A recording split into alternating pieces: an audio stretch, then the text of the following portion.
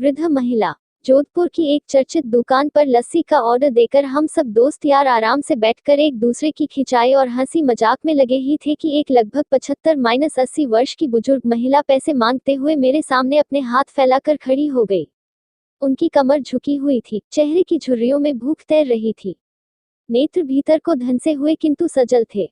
उनको देखकर मन में न जाने क्या आया कि मैंने अपनी जेब से सिक्के निकालने के लिए डाला हुआ हाथ वापस खींचते हुए उनसे पूछ लिया, दादी जी लस्सी पिएंगे? मेरी इस बात पर दादी कम अचंभित हुई और मेरे मित्र अधिक, क्योंकि अगर मैं उनको पैसे देता तो बस 5 या 10 रुपए ही देता, लेकिन लस्सी तो 30 रुपए की एक है। इसलिए लस्सी पिलाने से मेरे गरीब हो जाने की और उस बूढ़ी दादी के द्वारा मुझे ठग कर अमीर हो जाने की संभावना बहुत कम बढ़ गई थी। दादी ने सकुचाते हुए हामी भरी और अपने पास जो मांग कर जमा किए हुए 6-7 रुपए थे, वो अपने कांपते हाथों से मेरी ओर बढ़ाए। मुझे कुछ समझ नहीं आया तो मैंने उनसे पूछा, ये किस लिए? इनको मिलाकर मेरी लस्सी के पैसे चुका देना बाबूजी। भावुक तो मैं उनको देखकर ही हो गया था, रही बची कसर उनकी इस बात ने पूरी कर दी।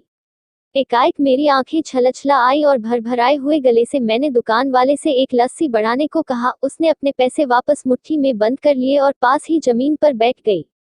अब मुझे अपनी लाचारी का अनुभव हुआ, क्योंकि मैं वहां पर मौजूद दुकानदार, अपने दोस्तों और कई अन्य ग्राहकों की वजह से उनको कुर्सी पर बैठने के लिए नहीं कह सका।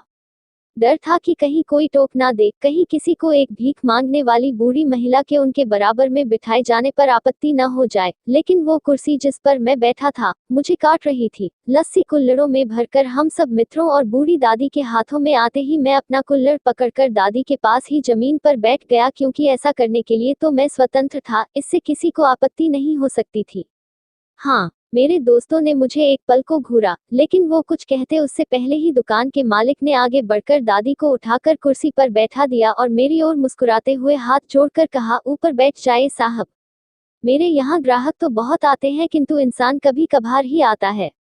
अब सबके हाथों में लस्सी के कुल्हड़ और होठों पर सहज मुस्कुराहट थी। बस एक वो दादी ही थी, जिनकी आंखों में तृप्ति के आंसू, होठों पर मलाई के कुछ अंश और दिल में सैकड़ों दुआएं थी।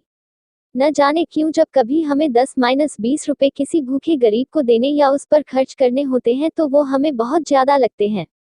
लेकिन सोचिए कि क्या वो चंद रुपए किसी के मन को तृप्त करने से अधिक कीमती हैं? जब कभी अवसर मिले, ऐसे दयापूर्ण और करुणामय काम करते रहें, भले ही कोई आपका साथ दे या ना दे।